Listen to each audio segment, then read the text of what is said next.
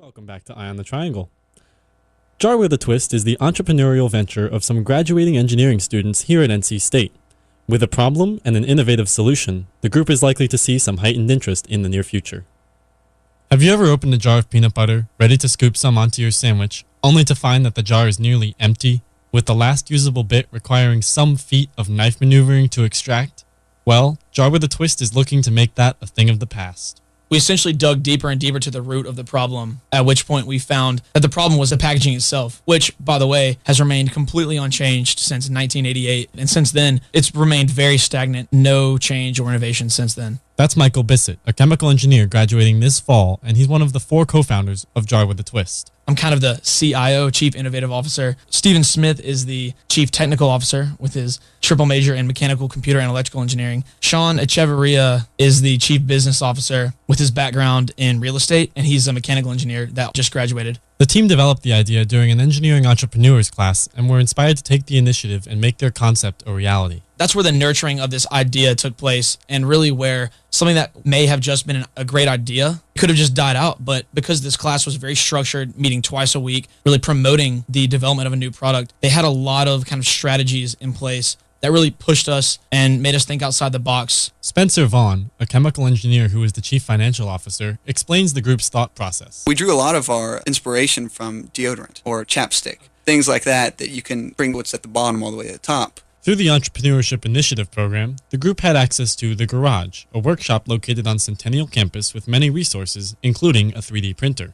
It's new technology, and we've all been reading about it, and so suddenly this was something that we were able to play with, and we were allowed to go in there and build something from scratch. And part of the class was actually sometime early in the second semester of the class, you actually had to bring a prototype in for a grade. And that was an assignment for the class. So the chief technical officer, Stephen Smith himself, our resident genius, went in and talked to one of the guys that worked in the garage and figured out really how to use the 3D printer. Very hands-on. And so we went down there one day and printed one, and 8 hours later, we kind of had this proof of concept, very simple, just a cylinder with threads up it and a little plunger thing that fit into those threads that you could twist up. And it worked, and we put some peanut butter in it, and it was not very hard to turn, and we decided to kind of just refine the prototype from there. Improvements since the initial prototype include moving the threads from outward-facing to inward-facing so that labeling of the jar is easier. They've also redesigned the jar several times to make injection molding possible, thereby allowing for mass production. In terms of other areas for improvement, Mike explains that the plastic used is not an issue. A lot of people see our YouTube video or hold our prototype, and it's made out of this opaque plastic, right? This ABS low melt plastic that's designed to be used in 3D printers. But the final product itself in production will be PET plastic, the same clear plastic, food safe, recyclable, very easy to apply labels on. In addition, the jar has much more potential than just for peanut butter. So for the class, we were just focusing on peanut butter. And it was easier for that because we had to do market analysis. But since we've begun moving on past that, one of the biggest ones we've seen interest in is cosmetics, because you get these face creams and whatnot that are $100, and they want to get the very last ounce. So when you can get 99-100% of accuracy with our jar, then suddenly it's worth it. There's that. Also salsas, chip dips. Even industrial applications like car grease. And there's also been a very big interest in a reusable version of the jar. People have emailed us, people have commented on our YouTube video asking questions about a reusable version. And, that could be something that we develop down the road. But right now, we're just keeping our sights focused on a recyclable, kind of disposable version that you would find in a grocery store. According to the team's research, their jar will add only 3 cents to the production cost, resulting in a 25-cent price increase for consumers. As Mike explains, the value of the jar is something companies are not ignoring. There's only so many people, for instance, in the U.S., and they eat X amount of peanut butter every year. The type of jar that it's made is not really going to have a huge reflection on how much peanut butter is eaten. But what can change is which company these consumers buy their peanut butter from. So we are really advertising the fact that whichever company chooses, let's say one peanut butter company chooses to use Jar with a Twist to put their peanut butter in. Well, we would expect to see a big fluctuation, an actual increase in the amount of people that choose that peanut butter simply because of the added value that they're getting out of this product that they're buying. One of the largest points of criticism of the product is the concern that, as the inner platform is twisted up the cylinder, some peanut butter will be left on the inner surface of the jar. This, as the team has been quick to address, is not in fact the case.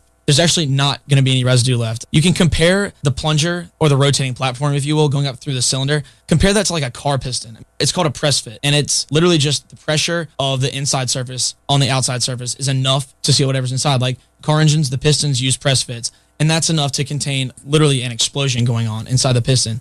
So two PET surfaces rubbing up against each other, very low friction as far as sliding past each other, but they're fitted together tight enough to the point that the seal between the platform and the cylinder is airtight and watertight, keeping your peanut butter or whatever other condiments in there fresh, and there will not be any residue left on the inside. So it's going to be perfectly clean when you screw it up. The future is exciting for the Jar with a Twist team, and they're exploring many options. So right now, we're actually in the process of basically whittling down the offers we've had. So we've created a metrics to compare each of these and then decide who we're going to move forward with.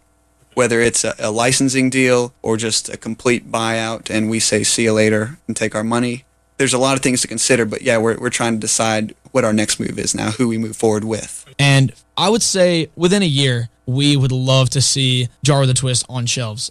Maybe not in full force, it might not be everything, but some of the products that you currently buy in normal, traditional condiment jars, we would love to see those on shelves in Jar with a Twist. Thanks to a good dose of luck, the group has had lots of exposure and media coverage. We actually, by some fate of God, got onto the front page of Reddit and things just exploded. And so we went from 2,000 or 3,000 views on our YouTube video to like 300,000 now.